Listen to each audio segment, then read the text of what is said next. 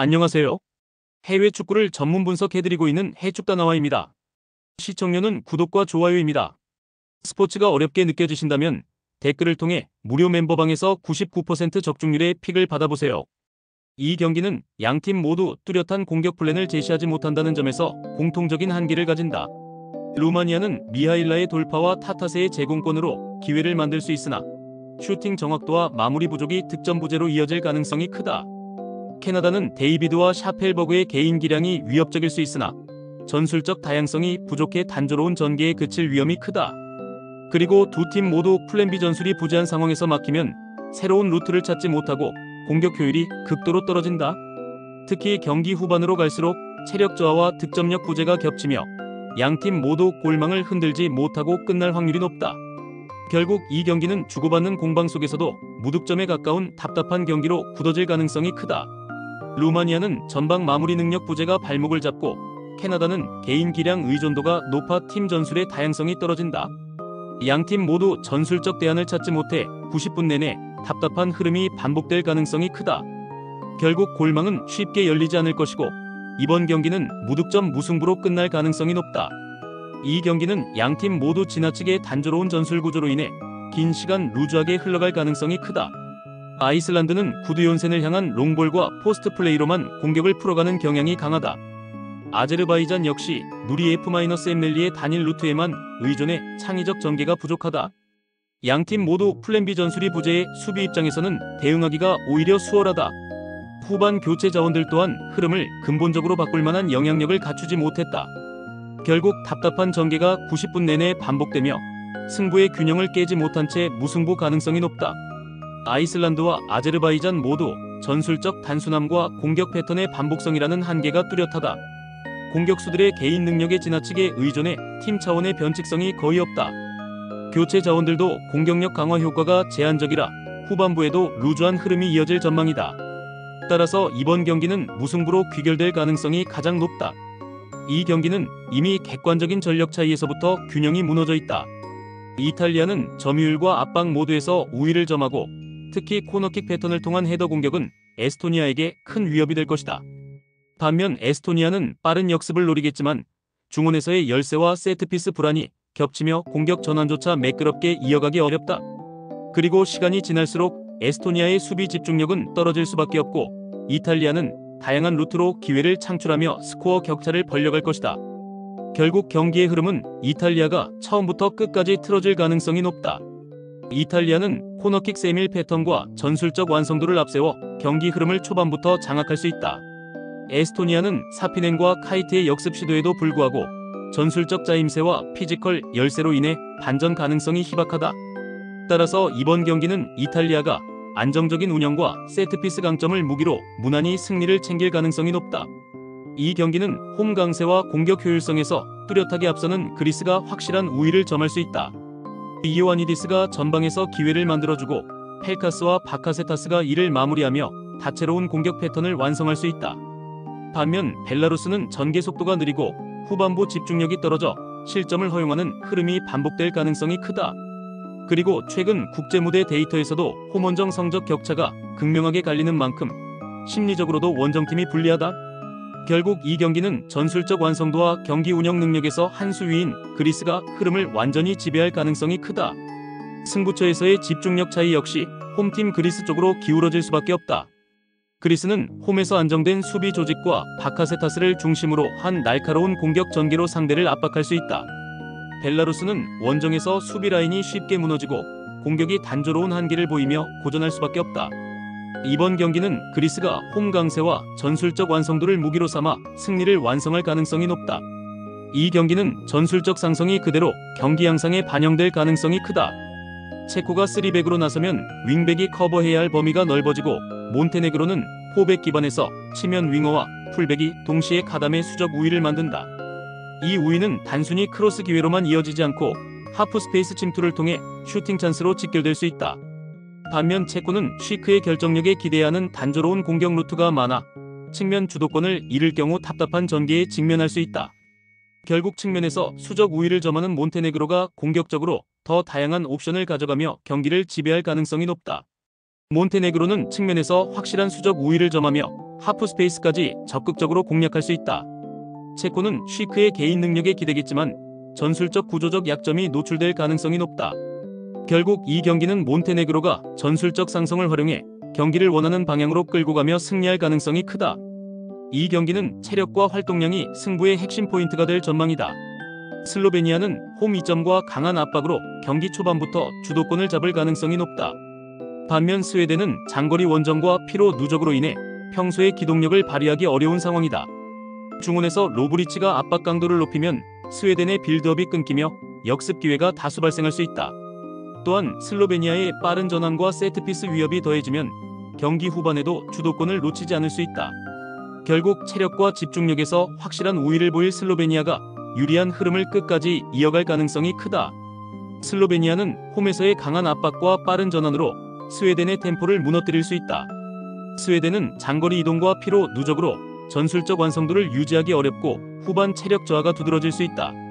종합적으로 체력, 심리, 전술 완성도에서 앞선 슬로베니아가 승리를 가져갈 가능성이 높다. 이 경기는 객관적인 전력 차이가 크게 작용한다.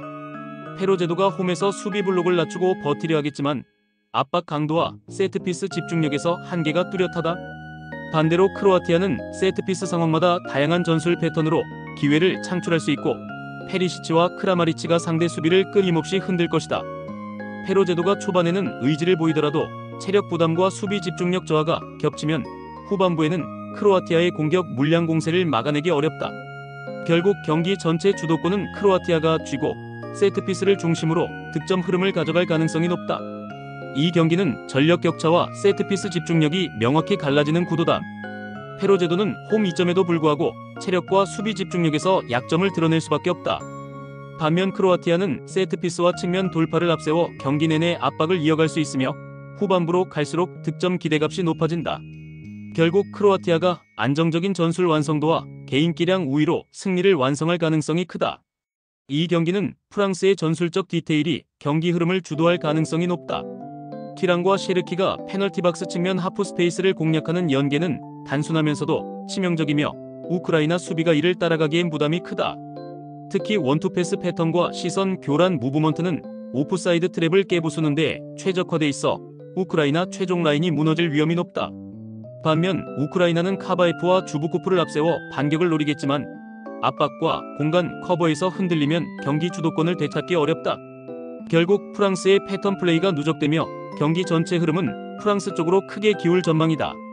프랑스는 튀랑과 셰르키의 유기적인 움직임을 통해 하프 스페이스를 완벽히 장악할 수 있다. 우크라이나는 수비 라인이 시선 분산과 빠른 연계 패턴에 무너질 가능성이 높아 경기를 끝까지 버티기는 힘들다.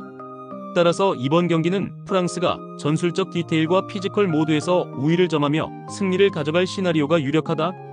이 경기는 스위스가 샤카를 중심으로 한 박스투박스 운영에서 확실한 우위를 가져갈 수 있다는 점이 핵심이다. 샤카가 후방과 전방을 연결하며 템포를 조율하면 엠볼로와 은도에의 공격 옵션이 동시에 살아난다. 반면 코소보는 박스투박스 전술에 유난히 약한 면모를 보여왔고 라인 간격이 무너지면 엠볼로에게 결정적인 기회를 내줄 수 있다. 특히 코소보 수비진이 페널티 박스 부근에서 연속적인 압박을 감당하지 못할 경우 실점이 빠르게 이어질 가능성이 크다. 그리고 경기 후반부 체력 저하까지 겹치면 스위스의 공격 루트는 더욱 다양하게 전개될 수 있다. 결국 이 매치는 전술적 상성과 안정적인 빌드업에서 앞서는 스위스가 승리를 가져갈 가능성이 높다. 스위스는 샤카의 전방 연결과 은도에의 측면 활동, 엠볼로의 결정력이 맞물리며 공격 효율을 극대화할 수 있다. 코소보는 수비 간격 유지와 전술적 대응에서 뚜렷한 한계를 보이며 강한 압박 앞에서 쉽게 흔들릴 가능성이 크다. 이번 경기는 스위스가 전술적 완성도와 전력 우위를 바탕으로 승리를 가져갈 흐름이다. 덴마크는 에릭센을 중심으로 한 점유율 지배 전술을 통해 최근 안정적인 경기력을 이어가고 있다.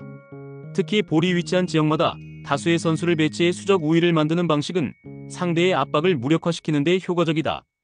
반면 스코틀랜드는 4-4-2의 단순 구조 탓에 중원에서 밀릴 수 있으며 길모어의 전개도 덴마크의 압박에 차단될 위험이 크다. 결국 중원에서의 숫자 싸움과 볼 점유율 주도권에서 앞서는 덴마크가 경기 흐름을 장악할 가능성이 높다. 그럼에도 불구하고 덴마크가 전방 마무리에서 세밀함을 놓친다면 흐름이 늘어질 수 있다. 하지만 경기 전체를 두고 본다면 체력 전술 심리까지 모두 앞서는 덴마크가 결국 판을 주도할 것이다. 덴마크는 에릭센을 중심으로 한 점유율 지배 전술을 통해 경기 주도권을 확실히 잡을 준비가 되어 있다. 스코틀랜드는 아담스와 맥긴을 앞세운 저돌적인 움직임으로 반격을 시도하겠지만 구조적 열세는 극복하기 어렵다. 결국 이 경기는 덴마크가 전술적 안정감과 점유율 지배력을 앞세워 승리를 완성할 가능성이 크다. 이 경기는 중원 싸움에서 이미 기울어진 저울이다. 온두라스는 더 많은 숫자를 중앙에 배치해 점유율을 통제하고 경기 리듬을 주도할 가능성이 높다. 하이티는 빠른 측면 돌파로 균형을 깨려 하겠지만 전술적 짜임새가 부족해 온두라스의 압박을 벗어나기 어렵다. 그리고 시간이 지날수록 하이티는 점유율 열세가 누적되며 수비 라인이 흔들릴 것이고 온두라스는 안정적인 전개로 기회를 늘려갈 전망이다. 결국 경기 흐름은 온두라스가 가져가고 하이티는 반전의 실마리를 찾기 어려운 양상이다. 온두라스는 중원 우위를 기반으로 경기 전체를 안정적으로 운영하며 푸이오토와 윙 자원들의 연계를 통해 꾸준히 기회를 창출할 수 있다. 반면 하이티는 빠른 돌파 외에는 뚜렷한 해결책이 부족해 시간이 흐를수록 밀릴 수밖에 없는 흐름이다. 따라서 이번 경기는 온두라스가 중원 장악력과 전술적 짜임새를 바탕으로 승리를 가져갈 가능성이 높다. 이 경기는 구조적 허점을 얼마나 잘 공략하느냐가 핵심이다. 니카라과는 최종 수비와 3선 미드필더 라인 사이 간격이 태평양처럼 벌어져 상대에게 결정적 찬스를 내줄 수밖에 없다. 코스타리카는 아길레라, 자모라가 이 공간을 집요하게 파고들며 공격 전개를 주도할 수 있고 마르티네즈의 스피드가 이를 뒷받침한다. 니카라과가 초반에는 수비 블록을 두텁게 가져가더라도 간격 관리가 무너지면 후반부로 갈수록 더욱 큰 위기를 맞이할 가능성이 높다. 결국 경기 흐름은 코스타리카의 전술적 완성도와 공간 활용 능력에 의해 좌우될 것이다. 니카라과는 수비 마이너스 미드필더 간격 문제를 끝내 해결하지 못하며 경기 내내 위험에 노출될 수 있다. 코스타리카는 아길레라, 자모라와 마르티네즈의 조합으로 공간을 집중 공략하며 승리 시나리오를 완성할 가능성이 크다. 결국 이 경기는 코스타리카가 전술적 우위와 안정감을 앞세워 원하는 결과를 가져갈 흐름이다. 이 경기는 전력 차이와 피지컬 격차가 뚜렷한 매치업이다. 대한민국은 조상혁의 포스트 플레이와 강성진, 이승훈의 연계가 맞물려 라오스의 박스안을 쉽게 흔들 수 있다. 라오스는 수비 숫자를 늘려도 제공권과 스피드에서 밀려 압박을 버티기 어렵다. 그래서 한국은 초반부터 강한 압박과 공중볼 장악으로 일방적인 흐름을 만들 가능성이 크다. 그리고 무더운 날씨 속에서 체력 차이가 누적되면 라오스의 집중력 붕괴는 더욱 빨라질 수 있다. 결국 후반으로 갈수록 라오스는 수비 라인이 무너지고 한국이 다득점을 쌓아갈 확률이 높다. 라오스는 수비 라인을 깊게 내려세우더라도 제공권과 집중력에서 약점을 보일 수밖에 없다. 대한민국은 조상혁의 포스트 플레이와 이선의 활발한 연계로 초반부터 주도권을 확실히 쥘 가능성이 크다. 라오스가 단순 역습으로 변수를 노리더라도 체력과 피지컬 차이는 결국 극복하기 어렵다. 따라서 이번 경기는 대한민국의 승리로 귀결될 확률이 높다. 이 경기는 루키치의 메잘라 움직임이 핵심이다. 세르비아는 루키치가 중앙에서 측면으로 침투하며 하프 스페이스를 공략하고 곧바로 미트로비치의 결정적인 마무리로 연결할 수 있다. 라트비아는 파이브백으로 버티려 하지만 하프 스페이스 대응력이 떨어져 파이널 서드에서 실점 위험이 크다. 세르비아는 단순하지만 확실한 패턴으로 공격을 풀어가며 라트비아의 밀집 수비를 흔들어낼 가능성이 충분하다. 그리고 전술적 완성도와 개개인의 기량 차이를 고려하면 세르비아가 경기 흐름을 주도하며 안정적인 승리를 가져갈 수 있다. 라트비아는 밀집 수비를 앞세워 최대한 실점을 억제하려 하겠지만 하프 스페이스 공략에 취약하다. 세르비아는 루키치의 침투와 미트로비치의 마무리를 통해 단순하지만 치명적인 공격 루트를 완성할 수 있다. 체력, 기술, 전술적 응집력 모두에서 우위를 보이는 세르비아가 주도권을 끝까지 유지하며 승리를 가져갈 것이다. 이상 오늘 해외 축구 경기 분석 모두 꼼꼼하게 해드렸습니다. 영상 시청에 감사드리며 혼자 분석하기 힘들다고 느껴지신다면 언제든 댓글을 통해 무료픽 멤버방을 찾아주시길 바랍니다.